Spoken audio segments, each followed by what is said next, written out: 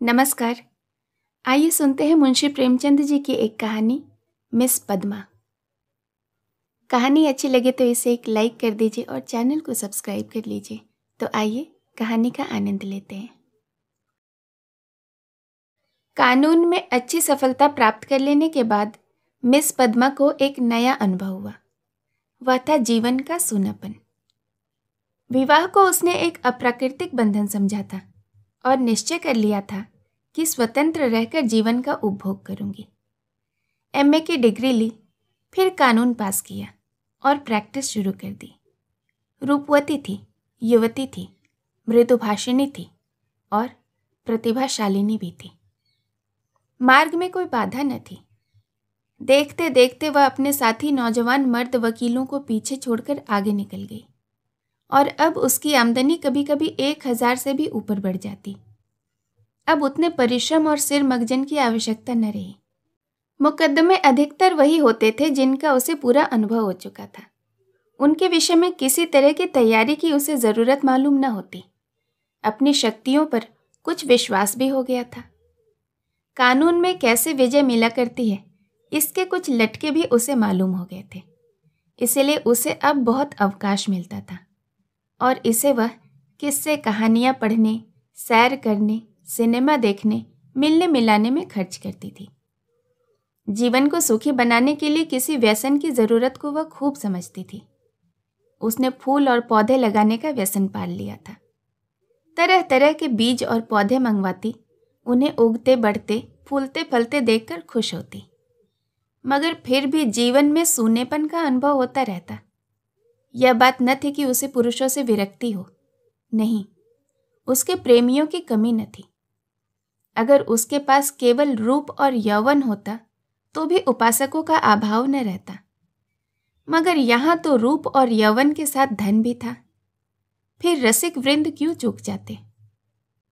पद्मा को विलास से घृणा नहीं थी, घृणा थी पराधीनता से, विवाह को जीवन का व्यवसाय बनाने से।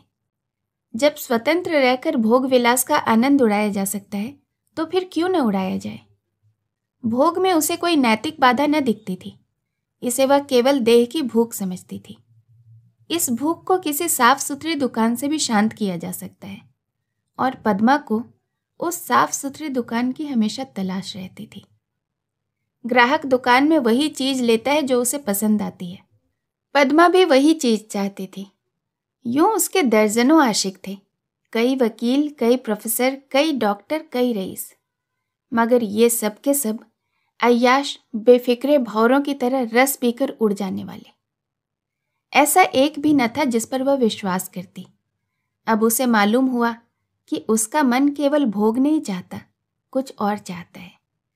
वह चीज क्या थी? पूर्ण आत्मसमर्पण, और उसे वह न मिलती थी। उसके प्रेमियों में एक मिस्टर प्रसाद था, बड़ा रूपवान और धुरंधर वकील, एक कॉलेज में प्रोफेसर भी था। वह भी मुक्त भोग के आदर्श का उपासक था और पद्मा उस पर फिदा थी। चाहती थी उसे बांध कर रखे, संपूर्ण अपना बना ले, लेकिन प्रसाद चंगुल में न आता था। संध्या हो गई थी।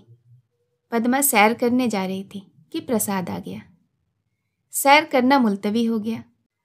बातचीत में सैर से कहीं ज्यादा आनंद था और पद्मा आज प्रसाद से कुछ दिल की बातें कहने वाली थी।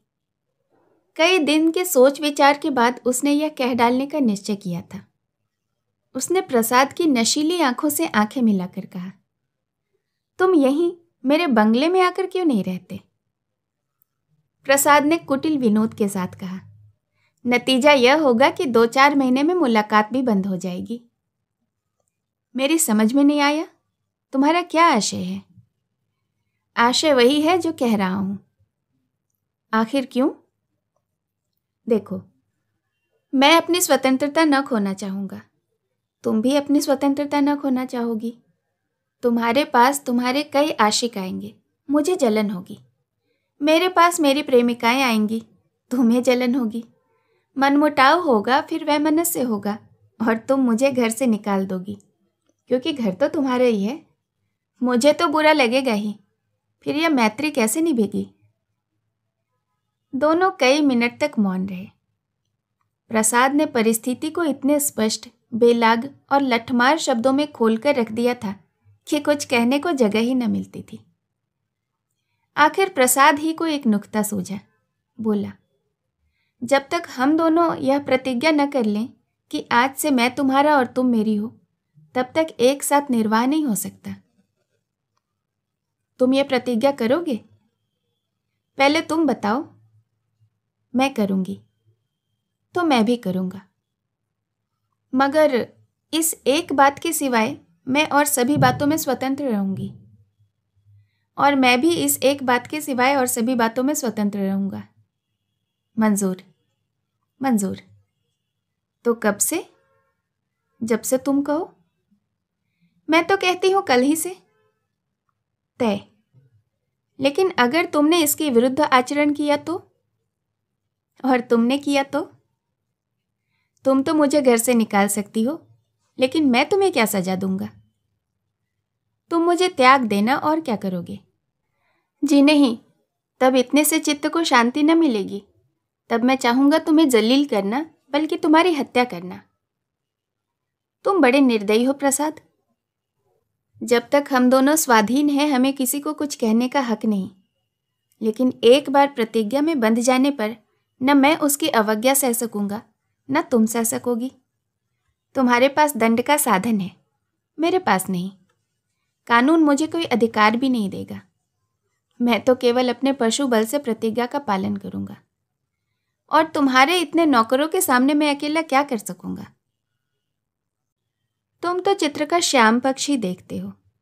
जब मैं तुम्हारी हो रही हूं, तो यह मकान, नौकर चाकर और जायदाद सब कुछ तुम्हारा ही तो है। तुम और हम दोनों ही जानते हैं कि ईर्ष्या से ज्यादा घृणित और कोई सामाजिक पाप नहीं है। तुम्हें मुझसे प्रेम है या नहीं मैं नहीं कह सकती, लेकिन तुम्हारे लिए मैं सब कुछ सहने, सब कुछ करने को तैयार हूं। दिल से कहती हो पद्मा? सच्चे दिल से। मगर न जाने क्यों तुम्हारे ऊपर विश्वास नहीं आ रहा। मैं तो तुम्हारे ऊपर विश्वास कर रही हूं। यह समझ लो कि मैं मेहमान बनकर तुम्हारे घर में न रहूंगा, स्वामी बनकर रहूंगा। तुम घर के ही स्वामी नहीं, मेरे भी स्वामी बनकर रहोगे। मैं तुम्हारी स्वामिनी बनकर रहूंगी। प्रोफेसर प्रसाद और मिस पद्मा दोनों साथ साथ रहते हैं और प्रसन्न हैं। दोनों ही ने जीवन का जो आदर्श मन में स्थिर कर लिया था, वह सत्य बन गया है। प्रसाद को केवल 200 रुपये वेतन मिलता है, मगर अब वह अपनी आमदनी का दोगुना भी खर्च कर दे तो उसे कोई परवाह नहीं।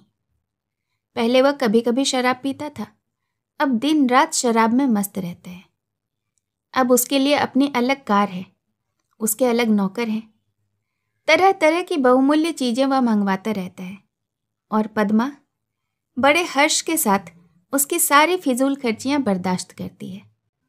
नहीं, बर्दाश्त करने का प्रश्न नहीं। वह खुद उसे अच्छे से अच्छा सूट पहनाकर, अच्छे से अच्छे ठाठ में रखकर प्रसन्न होती है। जैसी घड़ी इस वक्त प्रोफेसर प्रसाद के पास है, शहर के बड़े से बड़े रईसों के पास न होगी। और पद्मा जितना ही उससे दबती है, प्रसाद उतना ही उसे दबाता है। कभी कभी उसे नागवार भी लगता है, पर किसी अज्ञात कारण से अपने को उसके वश में पाती है। प्रसाद को जरा भी उदास और चिंतित देखकर उसका मन चंचल हो जाता है। उस पर आवाजें कसी जाती हैं, फप्तियां चुस्त की जाती हैं। जो उसके पुराने प्रेमी थे, वे उसे जलाने और कुढ़ाने का भी प्रयास करते, पर वह प्रसाद के पास आते ही सब कुछ भूल जाती। प्रसाद ने उस पर पूरा आधिपत्य पा लिया है, और उसने इसका ज्ञान पद्मा की बारीक आंखों से पढ़ा है, और उसका आसन अच्छी तरह पा गया है। मगर जैसे राजनीति के क्षेत्र में अधिकार दुरुपयोग की ओर जाता है, उसी तरह प्रेम के क्षेत्र में भी वह दुरुपयोग की ही ओर जाता है, और जो कमजोर है उसे तावान देना पड़ता है। आत्माभिमानी पद्मा अब प्रसाद की लौंडी थी, और प्रसाद उसकी दुर्बलता का फायदा उठाने से क्यों चूकता। उसने कील की एक पतली नोक चुभा दी थी, और बड़ी कुशलता से उसे उत्तरोत्तर अंदर ठोकता जाता था। यहाँ तक कि उसने रात को देर से घर में आना शुरू किया। पद्मा को अपने साथ न ले जाता, उससे बहाना करता कि मेरे सिर में दर्द है, और जब पद्मा घूमने जाती तो अपनी कार निकाल लेता और उड़ जाता। 2 साल गुजर गए थे और पद्मा को गर्भ था। वह स्थूल भी हो चली थी। उसके रूप में वह पहले सी नवीनता और मादकता न रह गई थी। वह अब घर की मुर्गी थी, दाल के बराबर। एक दिन इसी तरह पद्मा लौटकर आई तो प्रसाद गायब थे। वह झुंझला उठी। इधर कई दिनों से वह प्रसाद का रंग बदला हुआ देख रही थी। आज उसने कुछ स्पष्ट बातें करने का साहस बटोरा। 10 बजे, 11 बज गए, 12 बज गए। पद्मा उसके इंतजार में बैठी रही। भोजन ठंडा हो गया, नौकर चाकर सो गए। वह बार बार उठती और फाटक पर नजर दौड़ाती। 1 बजे के करीब प्रसाद घर आया। पद्मा ने साहस तो बहुत बटोरा था, पर प्रसाद के सामने आते ही वह अपने आप को कमजोर पाने लगी। फिर भी उसने जरा कड़क स्वर में पूछा, आज इतनी रात तक कहाँ थे? कुछ खबर है कितनी रात गई? प्रसाद को वह इस वक्त असुंदरता की मूर्ति लगी। वह एक विद्यालय की छात्रा के साथ सिनेमा देखने गया था। बोला, तुमको आराम से सो जाना चाहिए था। तुम जिस दशा में हो उसमें तुम्हें जहां तक हो सके आराम करना चाहिए। पद्मा का साहस कुछ प्रबल हुआ। तुमसे मैं जो पूछती हूँ उसका जवाब दो। मुझे जहन्नुम में भेजो। तो तुम भी मुझे जहन्नुम में जाने दो। तुम मेरे साथ दगा कर रहे हो, यह मैं साफ देख रही हूं। तुम्हारे आंखों की ज्योति कुछ बढ़ गई होगी। मैं इधर कई दिनों से तुम्हारा मिजाज कुछ बदला हुआ देख रही हूं। मैंने तुम्हें अपने साथ बेचा नहीं है। अगर तुम्हारा मुझसे जी भर गया हो तो मैं आज ही जाने को तैयार हूं। तुम मुझे जाने की धमकी क्यों देते हो? यहां आकर तुमने कोई बहुत बड़ा त्याग तो नहीं किया? मैंने त्याग नहीं किया, यह कहने का साहस तुम कर रही हो। मैं देखता हूं कि तुम्हारा मिजाज बिगड़ रहा है। तुम समझती हो मैंने इसे अपंग कर दिया है। मैं इसी वक्त तुम्हें ठोकर मारने को तैयार हूं, इसी वक्त। पद्मा का साहस जैसे बुझ गया था। प्रसाद अपना ट्रंक संभाल रहा था। पद्मा ने दीन भाव से कहा, मैंने तो ऐसी कोई बात नहीं कही जो तुम इतना बिगड़ उठे। मैं तो केवल तुमसे यही पूछ रही थी कि कहाँ गए थे। क्या मुझे इतना भी अधिकार नहीं देना चाहते? मैं कभी तुम्हारी इच्छा के विरुद्ध कोई काम नहीं करती, और तुम मुझे बात बात पर डांटते रहते हो। तुम्हें मुझ पर जरा भी दया नहीं आती? मुझे तुमसे कुछ तो सहानुभूति मिलनी चाहिए। मैं तुम्हारे लिए क्या कुछ करने को नहीं तैयार हूं। और आज जब मेरी यह दशा हो गई है तो तुम मुझसे आंखें फेर लेते हो। उसका कंठ रुंध गया और मेज पर सिर रखकर फूट फूट कर रोने लगी। प्रसाद ने पूरी विजय पाई। पद्मा के लिए मातृत्व अब बड़ा ही अप्रिय प्रसंग था। उस पर चिंता मंडराती रहती थी। कभी कभी वह भय से कांप उठती और पछताती। प्रसाद की निरंकुशता दिनों दिन बढ़ती जाती थी। क्या करे क्या न करे। गर्भ पूरा हो गया था। वह कोर्ट न जाती थी। दिन भर अकेली बैठी रहती थी। प्रसाद संध्या समय आता, चाय वाय पीकर फिर उड़ जाता, तो फिर 11-12 बजे तक न लौटता। वह कहाँ जाता है यह भी उससे कुछ छिपा न था। प्रसाद को जैसे उसकी सूरत से नफरत थी।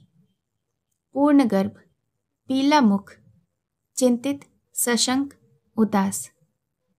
फिर भी वह प्रसाद को श्रृंगार और आभूषणों से बांधने की चेष्टा से बाज न आती थी। मगर वह जितना ही प्रयास करती उतना ही प्रसाद का मन उसकी ओर से फिरता जाता था। इस अवस्था में श्रृंगार उसे भद्दा लगता। प्रसव वेदना हो रही थी। प्रसाद का पता नहीं। नर्स मौजूद थी, लेडी डॉक्टर भी मौजूद थी, मगर प्रसाद का न रहना पद्मा की प्रसव वेदना को और भी दारुण बना रहा था। बालक को गोद में देखकर उसका कलेजा फूल उठा, मगर फिर प्रसाद को सामने न पाकर उसने बालक की ओर से मुंह फेर लिया। मीठे फल में जैसे कीड़े पड़ गए हों। 5 दिन सौर गृह में काटने के बाद जैसे पद्मा जेल खाने से निकली, नंगी तलवार बनी हुई। माता बनकर अपने आप में वह एक अद्भुत शक्ति का अनुभव कर रही थी। उसने चपरासी को चेक देकर बैंक भेजा। प्रसव संबंधी कई बिल अदा करने थे। चपरासी खाली हाथ लौट आया। पद्मा ने पूछा, रुपये? बैंक बाबू ने कहा कि रुपये सब प्रसाद बाबू निकाल कर ले गए। पद्मा को मानो गोली लग गई। 20,000 रुपये प्राणों की तरह संचित कर कर रखे थे इसी शिशु के लिए। हाय, सौर से निकलने पर मालूम हुआ कि प्रसाद विद्यालय की एक बालिका को लेकर इंग्लैंड की सैर करने चला गया है। झल्लाई हुई घर में आई, प्रसाद की तस्वीर उठाकर जमीन पर पटक दी और उसे पैरों से कुचला। उसका जितना सामान था उसे जमा करके दिया सलाई लगाई और उसके नाम पर थूक दिया। 1 महीना बीत गया। पद्मा अपने बंगले के फाटक पर शिशु को गोद में लिए खड़ी थी। उसका क्रोध अब शोक में निराशा बन चुका था। बालक पर कभी उसे दया आती, कभी प्यार आता, कभी घृणा आती। उसने सड़क पर देखा, एक यूरोपियन लेडी अपने पति के साथ अपने बालक को बच्चों की गाड़ी में बिठाए लिए जा रही है। उसने हसरत भरी आंखों से उस खुशनसीब जोड़े को देखा और उसकी आंखें सजल हो गईं। कहानी सुनने के लिए बहुत बहुत धन्यवाद।